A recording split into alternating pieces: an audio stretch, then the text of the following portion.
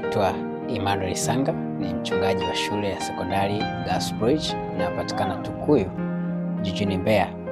Shule hii ni shule ambayo inamlea mtoto katika maadili ya kiroho pamoja na kumfundisha taaluma au elimu dunia. Lakini wapo wanafunzi ambao wanakuja kutoka familia ambazo sio za ibada kabisa na wanakiri kubadilika, na baadhi yao wanasomea uchungaji katika vyuo mbalimbali vya kichungaji hapa nchini Tanzania. Tunawakaribisha hapa Gasbridge Sekondari, mahali ambapo ni daraja la kumtoa mtoto katika ulimwengu, kumuunganisha na ulimwengu wa Mungu.